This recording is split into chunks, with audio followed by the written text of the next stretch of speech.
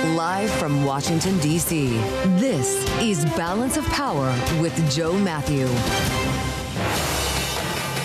Lower interest rates may require more than a new Fed chair. Welcome to the Friday edition of Balance of Power as we focus on persistent questions surrounding President Trump's tariff program. Now that the regime is in place, we'll be joined this hour by Bloomberg's Tom Orlik, one of the forces behind the new book, The Price of Money.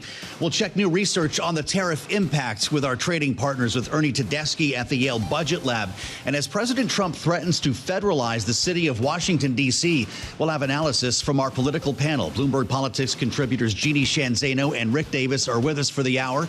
And it all follows a look at Wall Street. Let's start with the Friday trade right now. Charlie Pellet has the numbers at World Headquarters in New York. Charlie? Hi, thank you very much, Joe Mathieu. Indeed, very close to a record on the S&P 500 index. The old closing high, 63.89. Right now, we're at 63.84, up by 44 points. Gain of 0.7%. Wall Street ending the week on a positive note. Stocks rising as traders sift through all those corporate results. The Dow up 204 now, up by about 0.5%.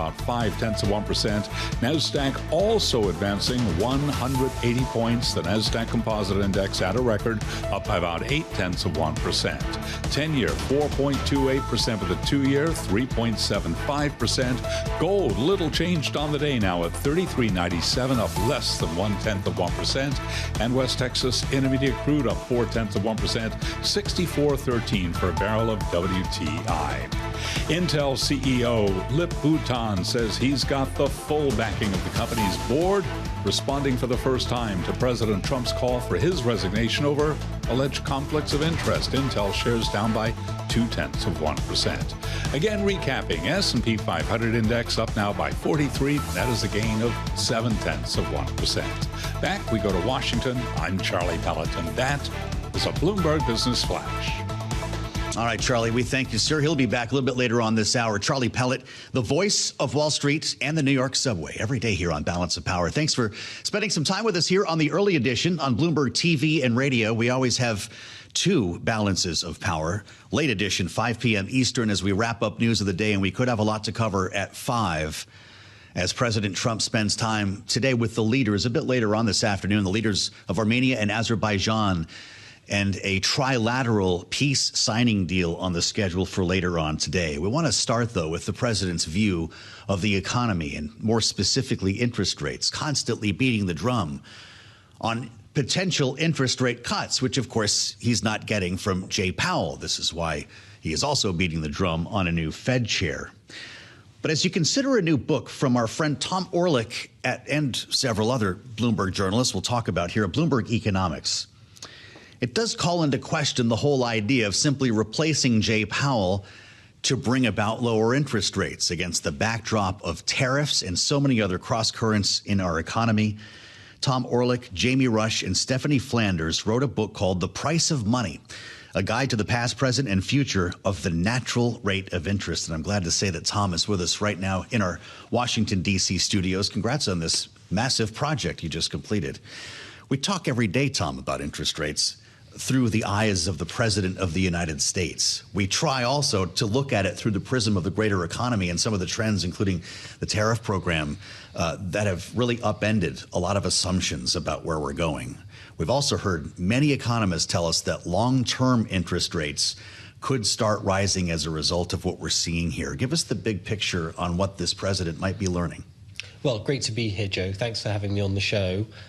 So let's cast our minds back briefly to the early 2000s, to Ben Bernanke and to his famous savings glut hypothesis. So you remember back then, the Fed was hiking rates, so short-term rates were going up, but Treasury borrowing costs stayed low. Yeah. And Bernanke said, you know what? There's a glut of global saving, all of this money coming into the US from China, from Saudi Arabia, and that means the Fed can move the short end, but long-term borrowing costs are going to stay low. So the big argument that we make in this book, written by my colleagues at Bloomberg Economics, edited by me, by Jamie Rush, by Stephanie Flanders, is that that savings glut is now gone. And the reality confronting the world and the US is a savings shortage. And what that means is that President Trump can appoint whoever he likes as the next Fed chair. He can appoint Kevin Hassett. He could appoint Kevin Warsh. He could train an AI algorithm to mimic the decision-making of Arthur Burns, the Fed chair in the 1970s, who gifted Nixon rate cuts and won him the 1972 election. And that would mean the Fed policy rate went down. But for long-term borrowing costs, we think this savings shortage is going to be the dominant driver.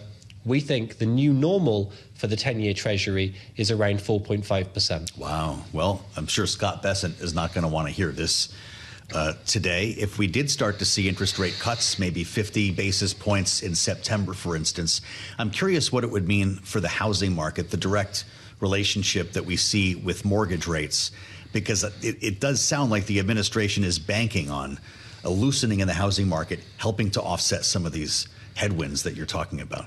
So the next move for the Federal Reserve is very likely to be a rate cut, right? We've just had some really weak jobs data, July coming in weaker than expected, major downward revisions to May and June.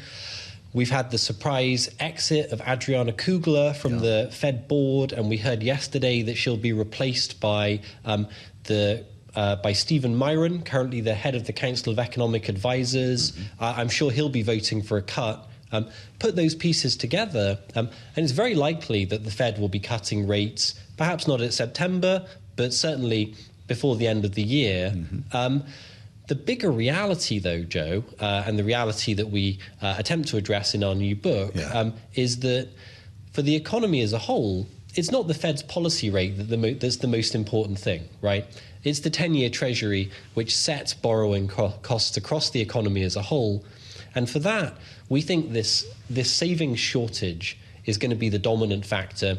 We think that means that even if Trump gets a loyalist in as Fed chair, even if he gets the Fed policy rate down, long-term borrowing costs are going to stay high. And to come back to your question, that's going to be challenging for real estate, challenging for stocks. I talked to Stephen Miran yesterday. Incidentally, it was about an hour before the president announced that he would be his nominee to fill this seat being vacated today, I believe, by Governor Kugler that you mentioned. And we were talking about the inflationary or not impact of tariffs. This administration argues every day that a one-time change in prices does not equal inflation. And as he described, they proved this in the first term. Listen to what Stephen Miran said, the chair of the White House Council of Economic Advisors, here on Bloomberg. You're right. There's been a lot of conversation about this subject, and I think that a few things are worth mentioning. One, we ran this experiment in 2018, 2019. We saw zero macroeconomically significant evidence of tariff-driven inflation then. Two, we've been running higher tariffs in this administration since the very first day, since January 20th. We've now got several months of data, and again, there's just zero macroeconomically significant evidence of price pressures from tariffs. Three, the overall policy mix is extremely disinflationary. This is the new addition, assuming he gets confirmed, to the Federal Reserve Board. What's the Orlik take on what he just said? Well, firstly, Joe, I think the logical conclusion from Miran appearing on your show and then getting the nod for the Fed board is that the White House Personnel Office are watching the show and making their decisions based on that. We're on in the West Wing every day. Be careful what you say. So I should say, just for clarity, I'm flattered that you would think of me, but I think Chair Powell's doing a great job, and I'm very happy at Bloomberg Economics. Well done. So more seriously, and coming back to your question, so I think what we heard there from Stephen Miran was a very clear view that tariffs are not going to be inflationary. And the view in the Fed, of course, is, well, probably they are going to be inflationary. So Fed staff, many on the Fed board, are nervous about cutting interest rates because they think, well, we haven't seen the tariff impact just yet, but maybe that's because everyone front-run the tariffs, stocked up on inventory. Maybe the tariff impact on inflation is still to come. We have to stay cautious. What we heard from Stephen Miran is, well, I don't accept that view. I don't think tariffs are going to be causing inflation. And implicit in that is the idea that actually the Fed just can get on with it and start cutting now. And so I think what that tells us is that Miran's appointment sets up some interesting conversations, probably some dissents and some conflict on the Fed board. Congrats on this book, The Price of Money, A Guide to the Past, Present, Future of the Natural Rate of Interest. Tom Orlik, Bloomberg Economics. Great to have you. As always, Tom, don't be a stranger. Working with us here in Washington. There you have it on Bloomberg TV and radio. We want to add the voice of Ernie Tedeschi as we consider the anecdotal evidence out here that is frequently competing with the hard data. You hear that exposed on a regular basis here on Bloomberg, and questions about, as Tom just suggested, whether that hard data will catch up or vice versa to the anecdotal evidence. Look no further today than Wendy's, the most recent fast food chain, to, in this case, cut its sales guidance or disappoint investors, as McDonald's did earlier this week, as consumers tighten their belts. Breakfast is the point of weakness, which in itself is considered an economic indicator. When people stop working, they don't buy breakfast on the way to the office because there's no office to go to. Also, it's the first meal you skip when you're trying to save a couple of bucks. Sweet Green joins the parade. Down today on fewer diners splurging on pricey salads. Because guess what? You go to Sweet Green when you get a lunch break at work. You add what we heard from Procter & Gamble raising prices on a quarter of its consumer products in its quarterly report. The likes of Black & Decker feeling the weight of tariffs. And we're starting to wonder exactly what all of this means. I talked last evening with a grocer. Stu Leonard Jr. joined us on the late edition of Balance of Power to talk about the cost that he's encountering at his grocery store. And he said he's not going to be able to afford it for that much longer. The margins just aren't big enough. Let's hear from Stu Leonard. He was standing right in the produce section when we talked to him. Right now, what we're just trying to do is navigate. We're eating a little bit of the margin, and we're already on thin margins in the supermarket business. So we're eating some of it. I can't eat it forever. We're hanging by our fingernails right now. I mean, we can't do this forever. And I'm hoping all of Trump's tariff deals and everything will work themselves out. And I'm hoping we'll go into the holidays with, like Trump said, low prices. I got to go meet Stu for a ribeye later this month. Ernie Tedeschi is director of economics at Yale Budget Lab and former chief economist at the White House Council of Economic Advisors. He's with us right now on Bloomberg TV and radio. Ernie, it's great to have you. Did you see poor Stu is hanging by his fingernails there? He even showed us his fingernails. How long can he hang on? I'm hanging on by my fingernails trying to keep up with these tariff updates. Although I'm not in the dire straits that Stu is. Look, I think that what we see from the data, first of all, is we see very clear signs that tariffs are having a price level impact on affected goods. So let's take durable goods, for example. Durable goods in the PCE report, which is the inflation concept that the Fed pays attention to. Usually durable goods fall in price over the years. Over the first 6 months of last year, durable goods fell in price by 0.6%.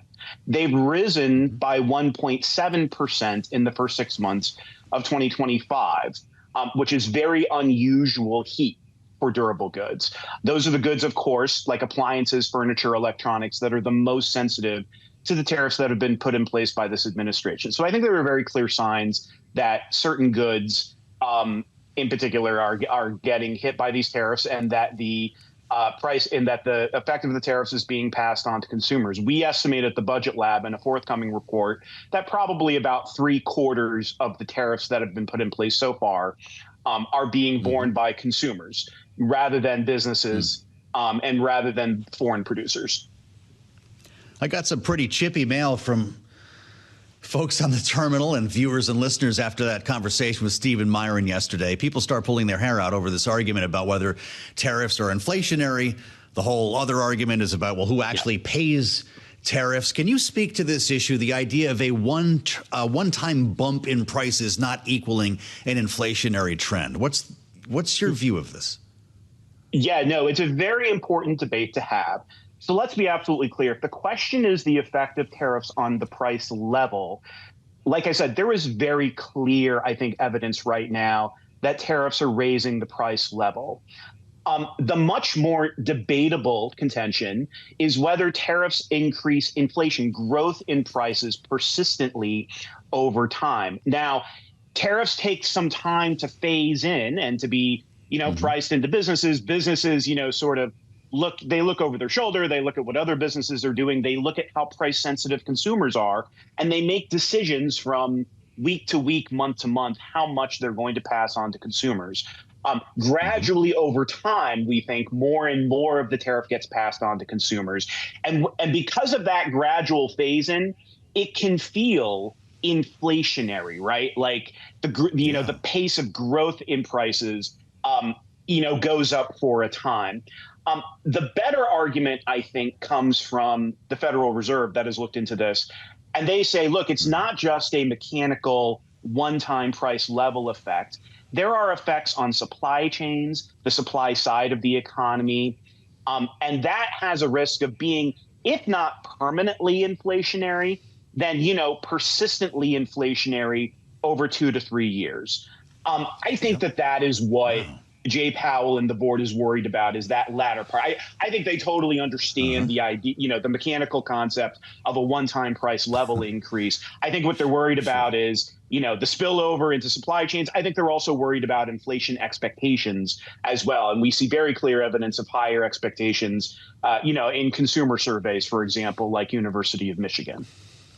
That's got to be the smartest answer I've heard to that question yet. Well, thank Ernie, you. I salute you. So let's look at what I'm the not actual even fully research. Caffeinated yet. Well, yeah, this could only get better, apparently. So the current tariff rate, based on your research at Yale Budget Lab, an overall average effective tariff rate of 18.6%. A lot of people are throwing 15 around. It's higher than 18, the highest since 1933. Overall price level and distributional effects, this is awfully important. For all 2025 tariffs, rising by 1.8% in the short run. This gets to what Ernie was just saying, the equivalent of an average per household income loss of $2,400 in 2025. To your point, these may not be permanent, but they can be persistent. Is this what families should brace for the next couple of years? That's right. So we think that these effects phase in over 2 to 3 years. The other thing I would say, too, is that it won't surprise people to hear that not all families and not all products are affected equally, over those 2 to 3 years. So first of all, it's lower income families that are going to get the bigger hit.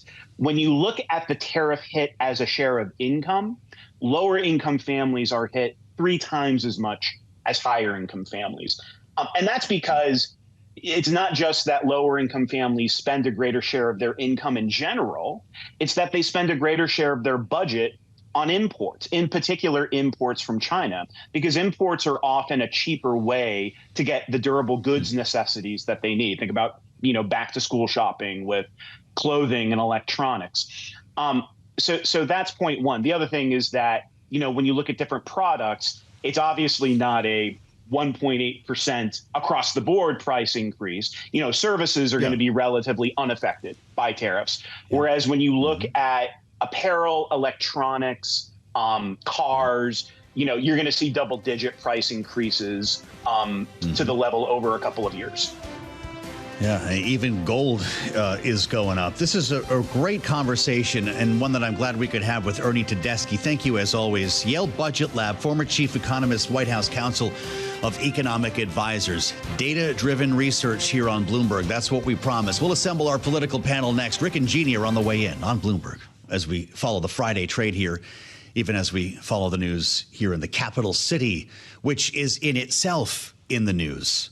Maybe you're coming down for a little vacation, visit the Smithsonian, tour the monuments this summer. If you do, you will likely see a lot more police than you may have otherwise. And when I say that, I mean federal police. Alongside D.C. Metro cops, the President of the United States is making this request, and it's already happening. This deployment was ordered today at 12:01 a.m., including law enforcement officers from a wide swath of agencies across the federal government, immigration police tasked with deportations. We've got the FBI here, U.S. Marshals, DEA. And as the Washington Post reports, 12 other federal agencies. That's a lot of police cruisers And they say that this will be very noticeable in the high traffic tourist areas. So as I say, if you're coming to the Smithsonian, if you're crossing the mall, if you're anywhere around us here at Bloomberg, you're probably going to notice the difference. And this is something the president has talked about before. He has described our capital city as being filthy and dirty and violent and crime-ridden. And he has threatened to federalize the city as a result, most recently prompted by the assault of a Doge worker that led to the arrests of a couple of teenagers here. This individual, Edward Correspondent, who was one of Elon Musk's top lieutenants at the Doge, known affectionately online as Big Balls, was beaten badly after he tried to help a woman who was being carjacked, according to what the president said. Here's Donald Trump from earlier By this the way, week. I have to say that somebody from Doge was very badly hurt last night. You saw that.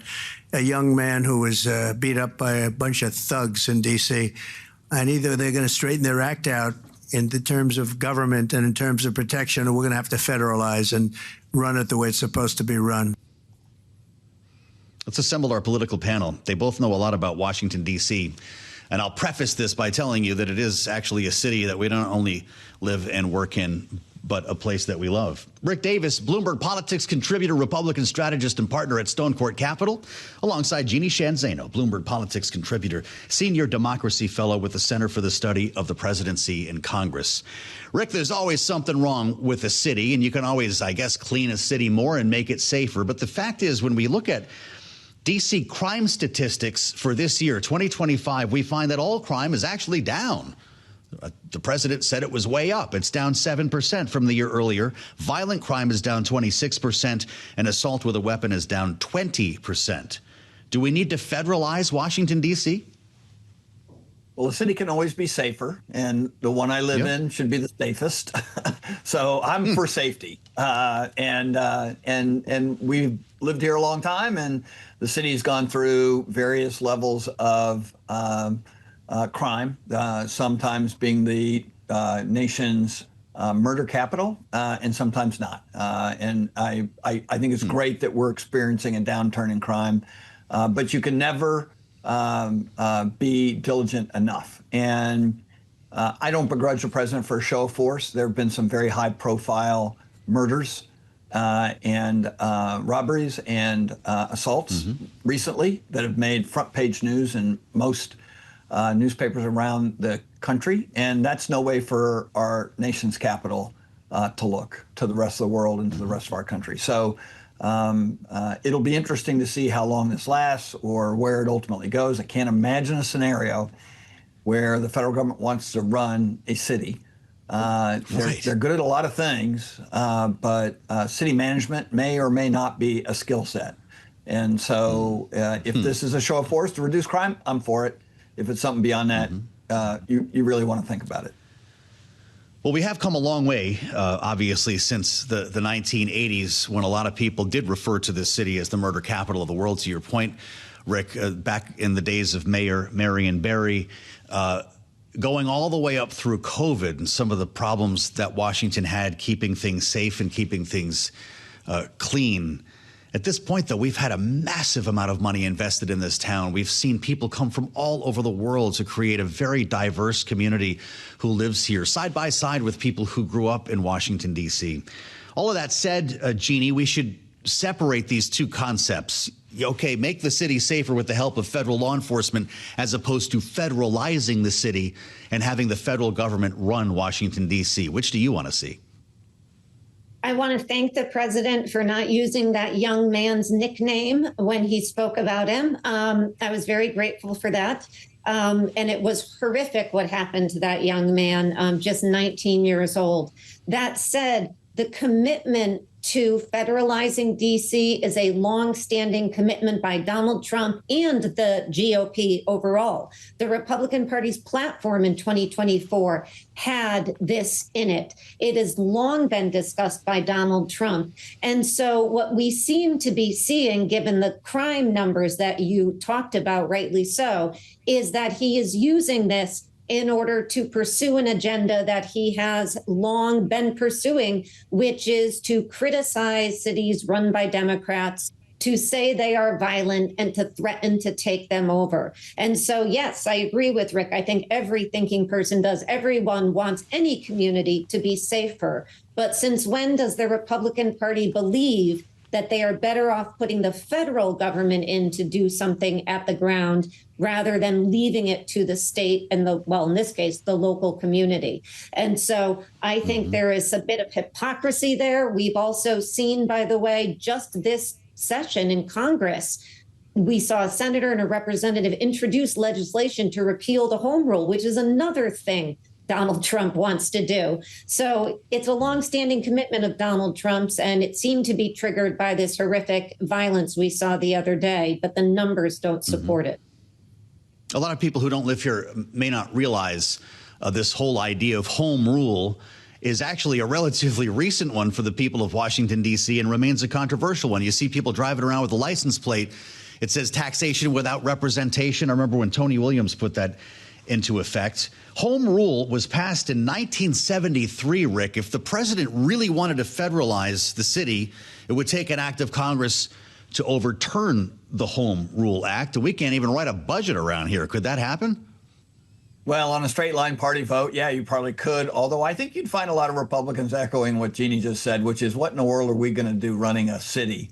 I thought we were for, the federal government getting out of the nitty gritty of our community. So I think there's an ideological issue there, but there is a political issue too. And I think this is one of the things that Donald Trump is sort of giving us a head fake on.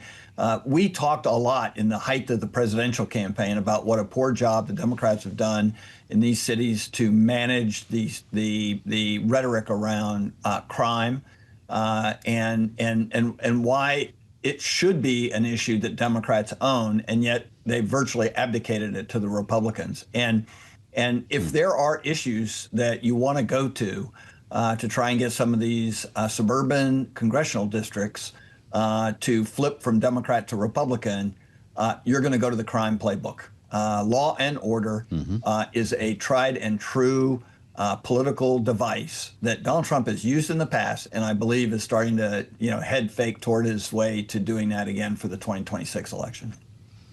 There are some other changes coming to the city that don't involve law enforcement, Jeanne. A statue of the Confederate General Albert Pike is apparently making its return to a location near Judiciary Square, and that's right downtown. If you're a tourist, you walk right by it, near Pennsylvania Avenue. The National Park Service announced that just this week, remembering it was torn down by protesters in 2020. Also, a large Confederate memorial is being put back in Arlington National Cemetery. Pete Hegseth, the defense secretary, made this announcement today, having been removed in 2023 as part of a congressional attempt to remove Confederate imagery from military sites. What will this mean for the culture in Washington? Anything? I think what we're seeing is, quite frankly, Donald Trump focusing on law and order, as Rick just talked about, and revitalizing these cultural issues that have worked for the Republican Party to get their base out. And I think he is doing that in the wake of some really troubling jobs numbers that he obviously was very concerned about, the tariff war and uncertain economic issues. He is trying to refocus attention as he thinks forward to the midterm on these law and order and culture issues. And so I think we're going to see more and more of this, not just in D.C., and you gave so many good examples of that, Joe, but I think around the country, to remind people of an issue that worked well for the Republicans in 2020 and has for a long time, about the far left, which we're talking about the MAGA, but you look at the far left wing of the Democratic Party and some of the ways in which they've gone to extremes on culture issues. So I think that's what we're seeing here. And I think it's going to be important for people in D.C. for whom some of these issues remind them of the reality that they don't have the ability to have full autonomy in terms of their governance and representation in the federal government. And that's always been troubling for them. The president had called for the return of federal monuments that had been, quote, inappropriately removed, unquote, from Washington, D.C. The city's congressional delegate, Eleanor Holmes Norton, Rick is going to be reintroducing a bill to ensure that the Pike statue is permanently removed. We've only got about a minute left. Do we just see this kind of back and forth over these cultural symbols for the rest of this president's term? Yeah, this is just another flare-up of the sort of woke attacks that have been going on for some time. First of all, you should never tear down statues. You should go through a process. This got out of control, and now the pendulum swings back the other way. Military bases are being renamed after being changed, and these statues are going up. So it's the breathing in and out of power, and in this case, out goes the woke, in comes, the Trump administration. I guess that's it. Rick, thank you. Rick Davis and Jeanne Zaino. Always a fascinating conversation. They'll be back on the late edition of Balance of Power, which, of course, starts at 5 p.m. Eastern. Thank you both. Much more ahead as we explore what could come next with Ukraine and Russia. An important conversation with former Deputy Secretary of State Wendy Sherman, only here on Bloomberg. Thanks for joining us here on Bloomberg TV and radio. Always a pleasure to meet you at the threshold of the weekend. It does feel like it a bit in Washington where things are kind of quiet, but soon we'll have some activity at the White House as the leaders of Armenia and Azerbaijan join President Trump today for a series of events that'll walk us through the afternoon, culminating with a trilateral signing of a peace agreement. That is the way the president will be wrapping his week, with big news on Russia and Ukraine. This will likely dominate our conversations next week, and it's already played a pretty big role in this one, even as reciprocal tariffs took effect along with so many other things. This is the day, by the way, that secondary tariffs were intended to take effect, according to the president of the United States. Secondary tariffs against nations buying oil from Russia. But Bloomberg has been doing some remarkable reporting here. According to people familiar with the matter, Washington and Moscow are now aiming to reach a deal to halt the war, and they're even using the word truce here toward an agreement on territories for the planned summit that we expect in the days ahead between President Trump and Vladimir Putin. They say this could happen as early as next week. This is very unclear right now in terms of timing and venue, but the spirit of this deal might be a non-starter for Volodymyr Zelensky, as it would demand Ukraine cede its entire eastern Donbass region, as well as Crimea, and essentially freeze in place the lines that have been the subject of this war of attrition for so long. It's where we start our conversation with Wendy Sherman. Always a delight to have the former Deputy Secretary of State in the Biden administration, now Joint Senior Fellow with the Belfer Center for Public Leadership at Harvard University. Wendy, it's great to have you back on Bloomberg TV and radio. When you consider this potential deal as the way I just described it, freezing the lines in place, is that something that Ukraine will accept? Well, I think, first of all, congratulations to Bloomberg on gathering such important information, if indeed these are the outlines of a possible, at least, stopping the tremendous bombardment of Ukraine with so many lives lost. I think we all would welcome a ceasefire. But it's not only about territory, which will be suspect. It's how do you guarantee enforcement of those lines? How do you make sure that Russia doesn't go further? Does Russia also require that the Ukraine not join the European Union, not join NATO, that in the past Putin has said that Ukraine must demilitarize? I can't imagine Zelensky doing that. And although the Ukrainian people are war weary for a very good reason and really wish this horrible war would be over, this horrific illegal invasion, it does remain to be seen not only whether Zelensky will accept this and Ukraine as a whole, but whether Europe, which will have to enforce this future, and NATO will accept it. You wonder what kind of message we're sending here, realizing that parts of the Donetsk and Luhansk have been under Russian occupation since 2014, illegally. Putin declared the 4 Ukrainian regions to be forever part of Russia when he announced the annexation back in 2022, even though he's never actually controlled these territories. So this deal would codify this arrangement, and you tell me, would not tell other nations to try to do the same? Yes, I think this would be a terrible outcome, as you say, not only for Ukraine, but it would also say that other leaders can take territory, perhaps Xi Jinping take Taiwan with impunity, that others around the world could take territory with impunity, that sovereignty, territorial integrity, the right of countries to make their own choices would go by the wayside. So I think there's a lot of detail here.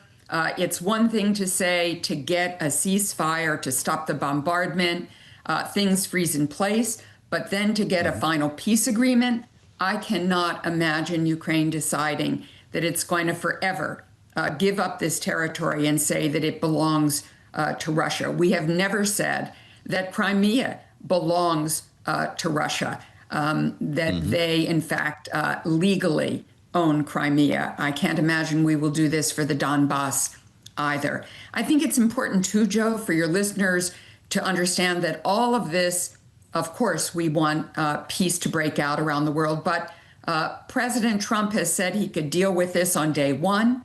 He said he could solve the Middle East on day one, and we have a real crisis of starvation in Gaza and a prime minister who now wants to go all in taking Gaza City, putting the hostages at risk. We have, yes, this meeting at the White House today between Armenia and Azerbaijan. I understand that it may mean that a transit route will get named after President Trump. Everybody knows how to flatter him to try to get what they want, but it won't, in essence, really resolve Nagorno-Karabakh, which is at the heart of the conflict between Armenia and Azerbaijan. It also will not be something that Russia much likes. And then, of course, we've got these tariffs that are supposed to come in, secondary tariffs on India at the end of this month. That's all leverage in getting to an agreement on Ukraine. So the president has thrown a lot at all of us. And I think some of this is to make sure that we don't keep talking about that really nasty problem he's got in front of him called the release of the Epstein files. Wow, you just married a whole bunch of stories there, Wendy. I hadn't heard about this trade route named for Trump. This is fascinating. As I read here, the agreement between the two nations would create the Trump route for international peace and prosperity. So that's how it's done. I'm going to ask you about what's happening in the Middle East in just a moment, but I want to just get your take as a professional diplomat on this back and forth over who should be in the meeting. At one point, President Trump said that Zelensky and Putin must first meet. Then he said maybe the three of them would meet together. And now he has walked that back to suggest that he's willing to meet with Putin alone, having said that, quote, I don't like long waits. They would like to meet with me, and I will do whatever I can to stop the killing, unquote. If Zelensky's not in the room, what good is this? Well, it certainly won't get us to a peace agreement, that's for sure. And, you know, the president is a very transactional negotiator. But what I find very interesting is he often gives up leverage in advance, trying to incentivize people to come to the table. He's doing that with Putin. Putin very much wants this meeting so he can look like he's in charge. He's defining what will happen here. I think Zelensky felt he'd gotten further with the president when they met on the margins of the Pope's funeral. But my guess is right now he's in a pretty nervous place. And the president spoke to the leaders of Europe with Zelensky on the phone to talk about what might be happening here. But details are never Trump's strong suit. Most of these tariff deals, as you all know better than I do, are really quite broad decisions without all of the details really being inked, without any of us really knowing what's going to happen over the long term. We've seen that in the dust-up with Japan. I'm sure we will see that with others as well. I'll be deeply curious to hear if President Trump weighs in on Israel's decision to occupy Gaza City. He does have, as I mentioned, some public opportunities here to speak today, but it's important. Israel's Security Council approving a plan to militarily occupy Gaza City as opposed to all of the Gaza Strip. Is it possible to defeat Hamas, as Israel is suggesting, without endangering the hostages that are the whole point of this conflict? Sadly, Joe, I don't think so. The IDF, in fact, said during this 10-hour overnight discussion in the Israeli Security Cabinet that they could not say that the hostages would remain alive. They also said there would be many more deaths of IDF as well as civilians. Nonetheless, the Security Cabinet decided to go ahead. This has been roundly condemned all over the world, and quite extraordinarily, the Chancellor of Germany has said that no military weapons will go to Israel that might be used in Gaza as a result of this decision. I haven't found anyone yet who supports what the Prime Minister is doing, except for his very, very right-wing coalition partners who want to see Israel take over pretty much everything, including the West Bank. We're showing some pretty horrifying images of Palestinians who are starving, trying to access food. And part of this plan would include the IDF providing humanitarian aid to civilians outside of combat zones as they enter Gaza City. It is unclear what these combat zones will be, though, and the camps that will be created in other areas to house refugees. Wendy, you know how complicated this type of planning can be. I'm just curious, drawing on your experience in the Biden administration, did President Biden, did Secretary of State Antony Blinken ever envision this going on for so long? This has just been horrifying. As I believe even President Trump has reportedly said to Prime Minister Netanyahu in a phone conversation, don't tell me it's fake. This is Donald Trump saying, this is not fake news. You can just look at the pictures and see that they're starving people. 4 more people died of starvation today, including 2 children. The IDF has said it will take until, I think, at least October to get everybody out of Gaza City and find places for them to go. There's no housing in any of Gaza, except some remaining in Gaza City. So where people will live is not known.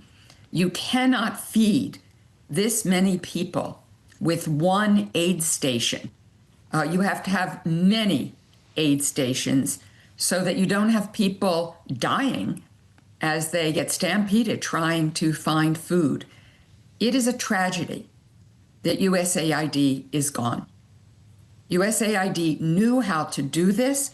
We had the expertise. We've done it all over the world. We know how to set up these humanitarian corridors and aid stations. The current foundation that's doing this really doesn't know how to do this. And there were months when Israel would not allow in any food. So we are in a very terrible place. And with this new effort to take over Gaza City, things are even worse.